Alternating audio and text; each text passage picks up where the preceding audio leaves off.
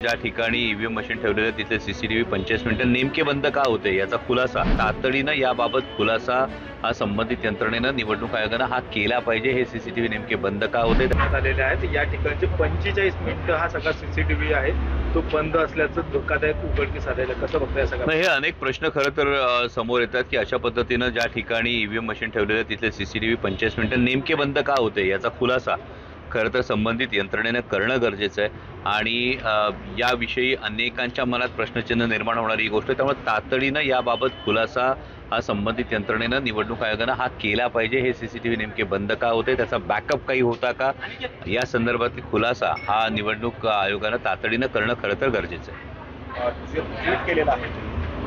काय प्रश्न तुम्ही म्हणजे आज हडपसर विधानसभा मतदारसंघामध्ये मतदान सुरू असताना एक अत्यंत धक्कादायक ही गोष्ट समोर आली आणि त्यामध्ये महायुतीच्या उमेदवारांचा पोलिंग एजंट हा प्रचार साहित्य घेऊन मतदान केंद्रामध्ये बसला होता आणि काही माजी सैन्य दलातल्या अधिकाऱ्यांनी काही सैन्य दलातल्या माजी अधिकाऱ्यांनी त्याला जाब विचारलाय।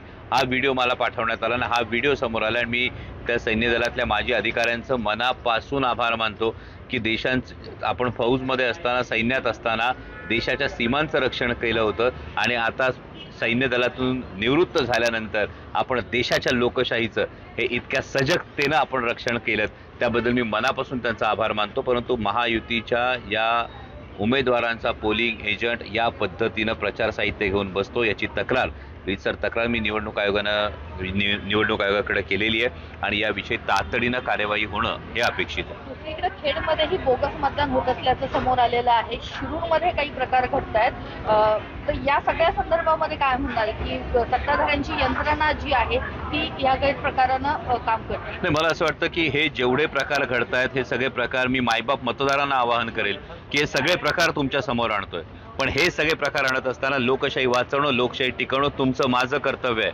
आणि त्यामुळे असा एक प्रकार जर समोर आला तर त्याच्या 5 पटीनं तुम्ही बाहेर पडलं पाहिजे, तुम्ही समोर आलं पाहिजे आणि तुम्ही समोर येऊन तेवढं जास्त मतदान केलं पाहिजे।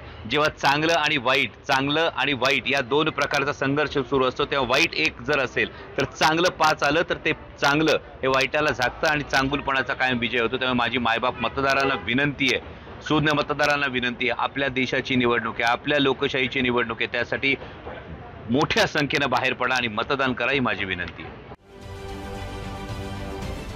महाराष्ट्रातील सर्व बातम्यांचे विश्वासार्ह व्यासपीठ